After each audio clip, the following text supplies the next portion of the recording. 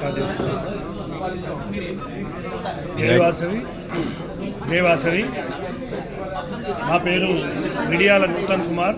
Vasavi club district B101A cabinet సెక్రటరీగా ఈ సంవత్సరం పనిచేస్తున్నాను.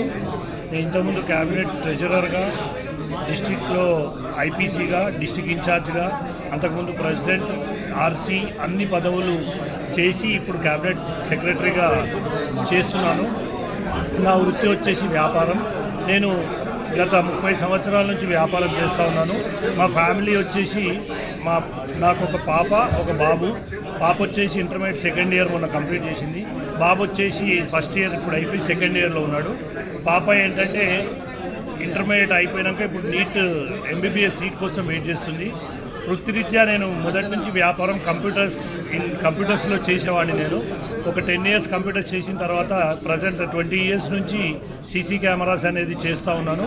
సీసీ కెమెరాస్లో ఏంటి అంటే ఫస్ట్ స్టార్టింగ్ ఒక చిన్నగా స్టార్ట్ చేసుకొని ఇవాళ త్రూఅవుట్ ఇండియా మేము ఎదగడం జరిగింది.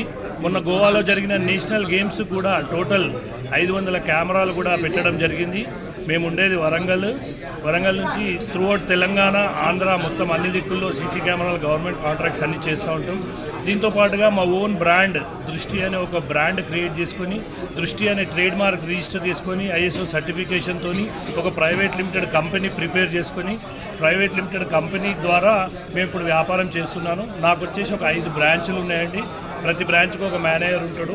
దాంతోపాటుగా నా దగ్గర ఒక 15-20 మంది టెక్నీషియన్స్ రెగ్యులర్గా పనిచేస్తూ ఉంటారు. ఇదే కాకుండా నాకు వాసవి క్లబ్ అనేది ఒక ప్యాషన్ లాగా వర్క్ చేస్తాను కాబట్టి ఇలాంటి ట్రైనింగ్స్ కూడా వరంగల్లో వాటి లాంటి ప్రోగ్రామ్ 2 సార్లు కండక్ట్ చేసినప్పుడు అటెండ్ అవ్వడం జరిగింది. TTWS కూడా లాస్ట్ ఇయర్ కూడా అటెండ్ అయ్యడం, మళ్ళీ ఈ సంవత్సరం కూడా ఇదే TTWS మళ్ళీ రావడం జరిగింది. ఇలా వాసవి క్లబ్లో ప్రతి మూమెంట్లో పార్టిసిపేట్ చేయడం అంటే నాకు ఇష్టము. దాని తర్వాత అది కాకుండా మనకు కరోనా లాంటి టైంలో అప్పుడు మనకు వాసవి క్లబ్ మూమెంట్లో క్యాబినెట్ ట్రెజరర్గా నేను చేశాను. అప్పుడు ఎక్కడైతే అటెండెన్స్ ఉంటారో, అంటే పేరెంట్స్ అటెండెన్స్ ఎవరైతే ఉంటారో, కరోనా వచ్చి హాస్పిటలైజ్ అయిన వాళ్ళందరూ బయట ఉన్న వాళ్ళకు ఫుడ్ దొరకకపోయేది లాక్డౌన్ వల్ల. వాళ్ళందరికీ నిత్యం ఫేస్బుక్ ద్వారా, వాట్సాప్ ద్వారా మనం డొనేషన్స్ కలెక్ట్ చేసి రోజు నిత్యం అన్నదానం అనేది MGM హాస్పిటల్లో వరంగల్లో ఒక 48 రోజులు నిర్వహించడం జరిగింది.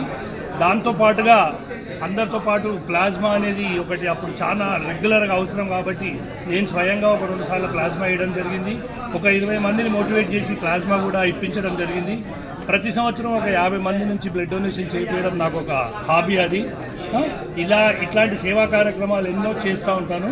ఇలాంటి సేవా కార్యక్రమాలకు ప్లాట్ఫామ్ ఒకటి నాకు వాసవి క్లబ్ ద్వారా దొరికింది కాబట్టి ఈ ప్లాట్ఫామ్లో నేను ఇంకా ఎదగాలని కోరుకుంటున్నాను. జై వాసవి, జై వాసవి.